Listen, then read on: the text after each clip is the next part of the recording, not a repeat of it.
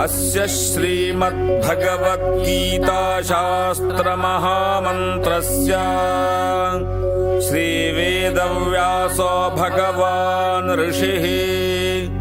अनुष्टुप्छन्दः श्रीकृष्णपरमात्मा देवता अशोच्यानन्वशोचस्त्वमिति बीजम् सर्वधर्मान् परित्यज्य मामेकं शरणं व्रजेति शक्ति अहं त्वा सर्वपापेभ्यो मोक्षयिष्यामि शुचैति कीलकम्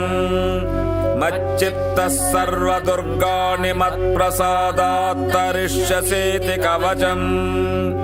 किरीटिनं गदिनं चक्रहस्तमित्यस्त्रम् अनादिमध्यान्तमनन्तवीर्यमिति ध्यानम् ज्ञानयज्ञेन भगवदाराधनार्थे गीतापारायणे जपे विनियोगः।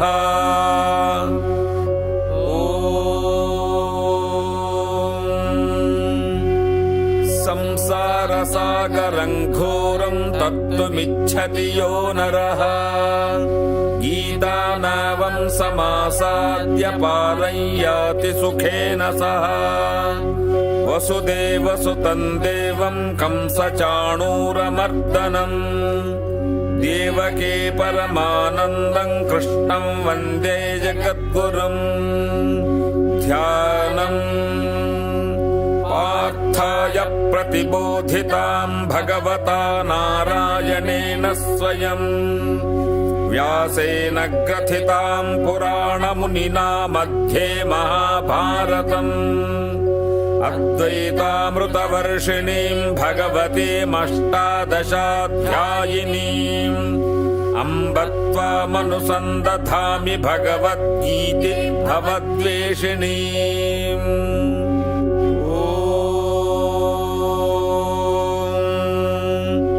श्रीकृष्ण परब्रह्मणे नमः। श्रीमद्भगवद्गीता अथ प्रथमोऽध्यायः अर्जुन विषादयोगः। धृतराष्ट्र उवाच धर्मक्षेत्रे कुरुक्षेत्रे समवेतयुयुत्सवः मामकाः पाण्डवाश्चैव किमकुर्वत सञ्जय।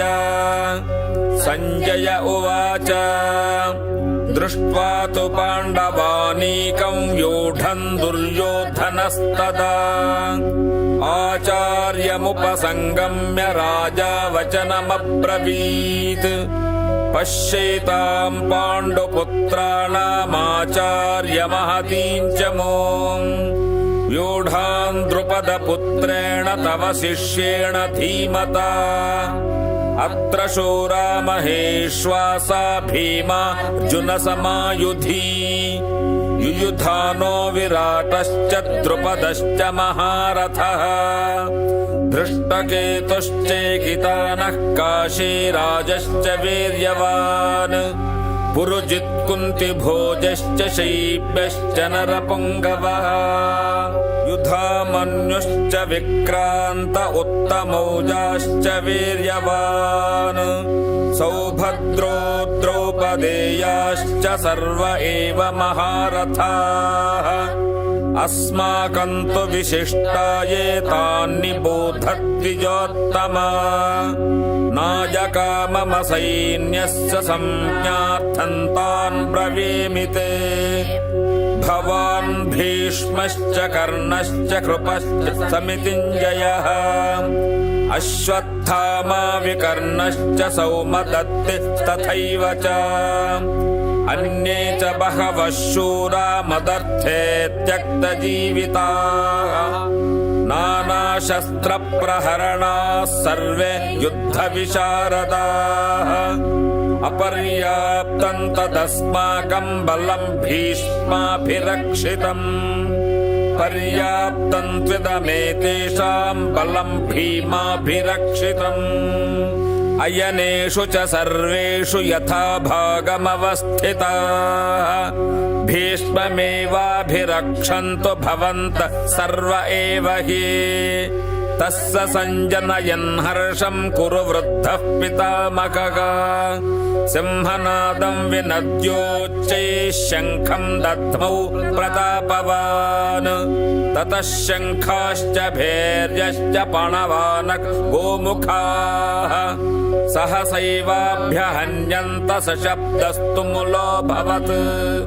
ततः श्वेतैर्हयैर्युक्ते महते स्यन्दने स्थितौ माधवः पाण्डवश्चैव दिव्यौ शङ्खौ प्रदध्मतुः पाञ्चजन्यं हृषीकेशो देवदत्तं धनञ्जयः पौण्ड्रं दध्मौ महाशङ्खं भीमकर्म वृकोदरः अनन्तविजयं राजा कुन्तीपुत्रो युधिष्ठिरः नकुलः सह देवश्च सुघोषमणिपुष्पको काश्यश्च परमेश्वासः शिखण्डी महारथः धृष्टद्युम्नो विराटश्च सात्यकिश्च पराजितः द्रुपदो द्रौपदेयाश्च सर्वशः पृथिवीपते सौभद्रश्च महाबाहुः शङ्खा दध्वः पृथक् पृथक् सघोषो धार्तराष्ट्राणां हृदयानि व्यदारयत् नभश्च पृथिवीं चैव तुमुलो व्यनुनादयन् अथ व्यवस्थितान् दृष्ट्वा धार्तराष्ट्रो कपिध्वजः प्रवृत्ते शस्त्रसम्पाते धनुरुद्यम्य पाण्डवः ऋषिकेशं तदा वाक्यमिदमाह महीपते अर्जुन उवाच सेनयोरुभयोर्मध्ये रथं स्थापयमेच्युत यावदेतान्निरीक्षेकं योद्धुकाम नवस्थितान् कैर्मया सह योद्धव्यमस्मिन् रणसमुद्यमे योत्स्यमानानवेक्षेकं य एतेऽत्र समागताः धार्तराष्ट्रस्य दुर्बुद्धेर्युद्धे प्रियचिकीर्षवः सञ्जय उवाच एवमुक्तो हृषीकेशो गुडाकेशेन भारत सेनयोरुभयोर्मध्ये स्थापयित्वा रथोत्तमम् भीष्मद्रोणप्रमुखतः सर्वेषाञ्च महीक्षितान् उवाच पार्थ पश्येतान् समवेतान् कुरूनिति तत्र पश्यत् स्थितान् पार्थ पितॄनथ पितामहान् आचार्यान् मातुलान् भ्रातॄन् पुत्रान् पौत्रान् सखींस्तथा श्वशुरान् सुहृदश्चैव सेनयोरुभयोरपि तान् समीक्ष्य स कौन्तेयः सर्वान् बन्धूनवस्थितान् कृपया परयाविष्टो विषेदन्यतमब्रवीत् अर्जुन उवाच दृष्ट्वेमं स्वजनं कृष्ण युयुत्सुं समुपस्थितम् सीदन्ति मम गात्राणि मुखं च परिशुष्यते वेपथुश्च शरीरे मे रोमहर्षश्च जायते गाण्डीवं स्रंसते हस्तात् त्वक्चैव परिदह्यते न च शक्नोम्यवस्थातुं भ्रमतीव च मे मनः निमित्तानि च पश्यामि विपरीतानि केशव न च श्रेयोऽनुपश्यामि हत्वा स्वजनमाहवे न काङ्क्षे विजयं कृष्ण न च राज्यं सुखानि च किन्नो राज्येन गोविन्द किं भोगैर्जीवितेन वा येषामर्थे काङ्क्षितन्नो राज्यं भोगाः सुखानि च त इमेव स्थिता युद्धे प्राणास्त्यक्त्वा धनानि च आचार्याः पितरः पुत्रास्तथैव च पितामहाः मातुलाः श्वशुराः पौत्राः श्यालाः सम्बन्धिनस्तथा एतान्न हन्तुमिच्छामि घ्नतोऽपि मधुसूदन अपि त्रैलोक्यराज्यस्य हेतो किन्नु मही कृते निहत्य धार्तराष्ट्रायेति जनार्दन पापमेवाश्रयेदस्मान् हत्वैतानाततायिना तस्मान्नार्हा वयं हन्तुं धार्तराष्ट्रान् स्वबान्धवान् स्वजनं हि कथं हत्वा सुखिनः स्याम माधव यद्यप्येतेन पश्यन्ति लोभो वहत चेतसः कुलक्षयकृतं दोषं मित्रद्रोहे च पातकम् कथं न ज्ञेयमस्माभिः पापदस्मान्निवर्तितुम् कुलक्षयकृतं दोषं प्रपश्यद्भिर्जनार्दन कुलक्षये प्रणश्यन्ति कुलधर्मा सनातनाः धर्मे नष्टे कुलं कृत्समधर्मोऽभिभवत्युत अधर्माभिभवात् कृष्ण प्रदुष्यन्ति कुलस्त्रियः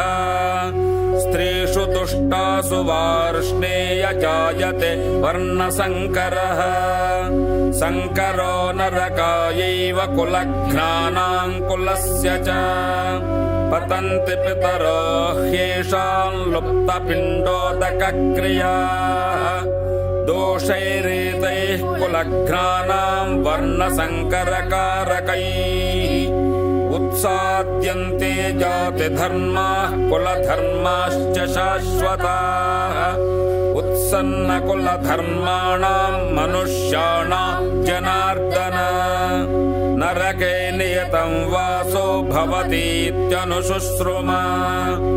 अहो बत महत्पापं कर्तुं व्यवसिता वयम् यद्राज्यसुखलोभेन हन्तुं स्वजनमुद्यताः यदि मामप्रतीकारमशस्त्रं शस्त्रपाणयः धार्तराष्ट्रारणे हन्युस्तन्मे क्षेमतरं भवेत् सञ्जय उवाच एवमुक्त्वार्जुनः सङ्ख्ये रथोपस्थ उपाविशत् विसृज्य शशरं चापं शोकसंविघ्नमानसः